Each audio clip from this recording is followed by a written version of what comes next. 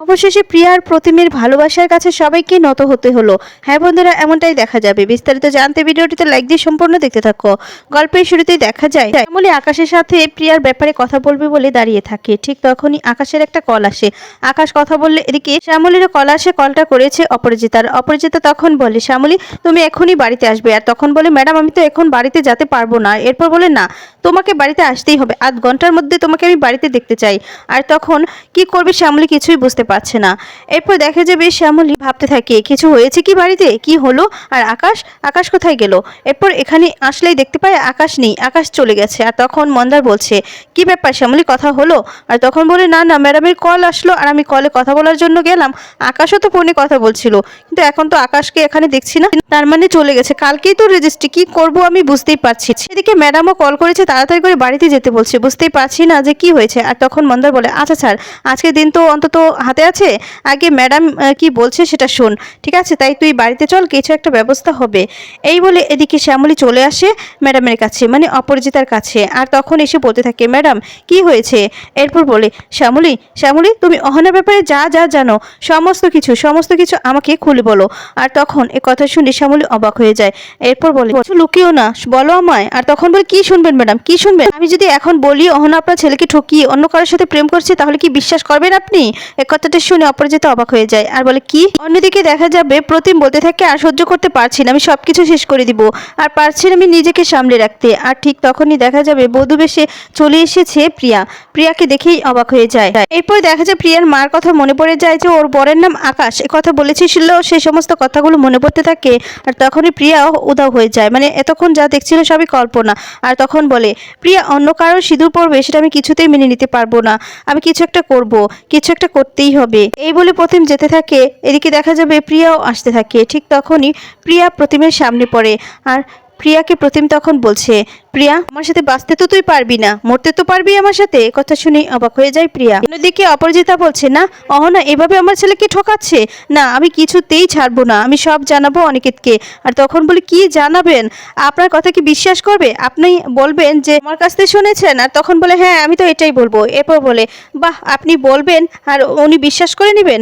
এরপর বলে, বিশ্বাস করবে না? তখন বলে, না আপনার ছেলে প্রমাণ ছাড়া কিছুতেই বিশ্বাস করবে না, তার জন্য দরকার প্রমাণ, প্রমাণ ছাড়া কিছুই বিশ্বাস করবে না, উল্টো তো ভুল বুঝবে, বুঝে আমার কাছে এসে আমাকে 5টা কথা শোনাবে।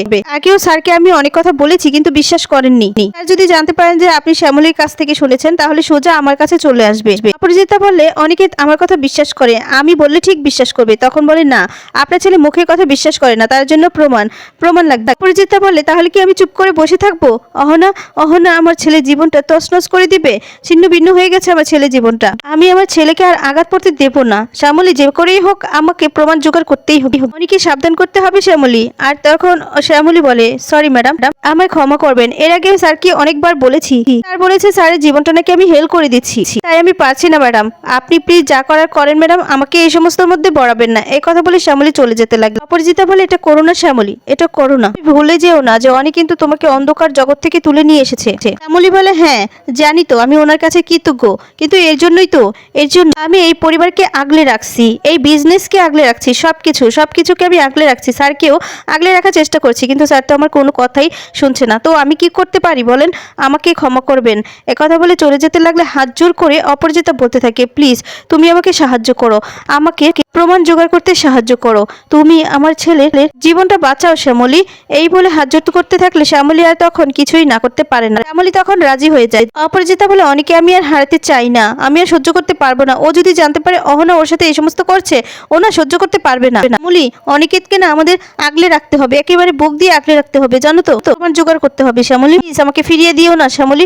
অপরাজিতার জোড়া জড়িয়ে শ্যামলী রাজি হয়ে যায়। তখন বলে, বেশ, কিন্তু আপনাকেও হেল্প করতে হবে, এই জন্য আমার যত কিছু দরকার, আপনার ছেলেকে সামলানো সব বিষয়ে আপনি আমার পাশে থাকবেন, এটা আপনাকে কথা দিতে হবে। শ্যামলীর কথাতে অপরাজিতা রাজি হয়ে যায়। অন্যদিকে দেখা যাবে প্রিয়া প্রতিমকে বলছে, এসব তুই কি বলছিস? প্রতিম মরার কথা কেন বলছিস? আর তখন বলে, আমি তো আর বাঁচতে পারবো না প্রিয়া, ওর মাথায় সিঁদুর পরিয়ে অন্য কেউ তোকে নিয়ে চলে যাবে, সেটা আমি কিছুতেই সহ্য করতে পারবো না, আমি বাঁচতে পারবো না, এটা তো আটকাতে পারছি না, আমি তোকে ছাড়া এই জীবনটা আমি রাখতেও পারবো না, আমার না এত কষ্ট হচ্ছে, এত কষ্ট হচ্ছে, আমি আর সহ্য করতে পারছি না প্রিয়া, বেঁচে থাকাটা না আমার কাছে একটা যন্ত্রণা হয়ে যাচ্ছে, আমি আর বেঁচে থাকতে চাই না। তখন বলে, আমি কি সব ইচ্ছে করে করছি বল?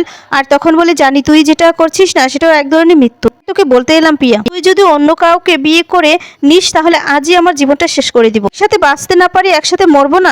তোকে বলছি প্রিয়া, তুই যদি নিঃশ্বাস নিস তাহলে বেঁচে থাকার চেষ্টা করিস পারলে। আমি আমার এই জীবন আর রাখবো না। আমি এক্ষুনি ছাদে গিয়ে একথা বলে চলে যেতে লাগলে প্রিয়া তখন বলে, মরবই যখন একসাথেই মরবো, তোর সাথেই মরবো।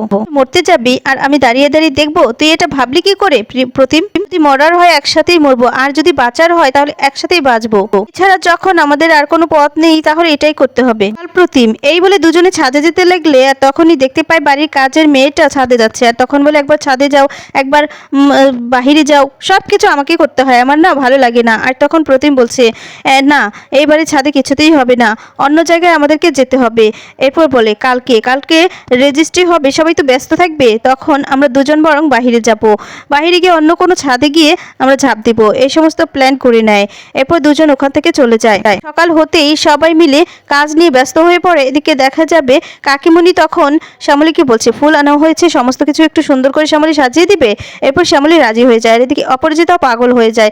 অপরাজিতা শ্যামলীকে বলছে, শ্যামলী চলো চলো আমরা প্রমাণ জোগাড় করতে যাই।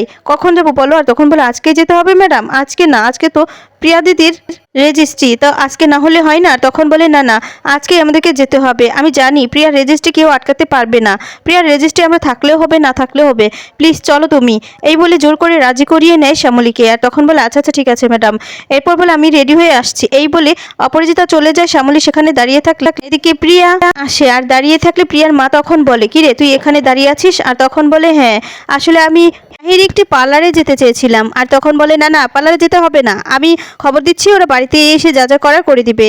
আর তখন বলে, আচ্ছা মা তাহলে একটু ফোনটা দিবে, আমি একটু কথা বলে নিতাম। আর তখন বলে, না তোমাকে কি বলেছি, রেজিস্ট্রির আগে কোনো ফোন হবে না, যা যদি দিতেই হয় তাহলে রেজিস্ট্রি পরেই দিবে বলে চলে যায়। এদিকে দেখা যাবে প্রিয়া তখন কি করবে কিছুই বুঝতে পারে না। ঠিক তখনই শ্যামলীকে কাজ করতে বলে আর মা, আর শ্যামলী টেবিলে মোবাইলটা রেখে কাজ করতে চলে যায়।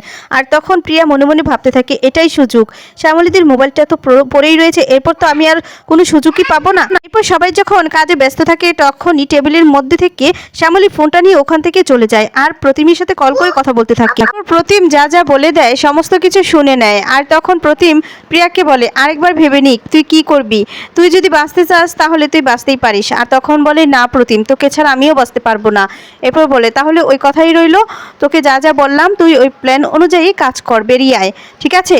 এরপর এদিকে দেখা যাবে শ্যামলী তাড়াহুড়া করে কাজ শেষ করে বলতে থাকে, এবার আমাকে বের হতে হবে, আর আমি কি করব বুঝতে পারছি না, আমি এদিকে সামলাবো নাকি ম্যাডামকে সামলাবো, যাই হোক একটা কল করে নি। এই বলে ফোনটা খুঁজতে থাকে, কিন্তু টেবিলের মধ্যে কোনো জায়গায় ফোনটা খুঁজে পায় না। আর তখন বলে, ফোনটা কই গেল, ফোনটা কোথায় গেল, আমি তো কিছুই বুঝতে পারছি না।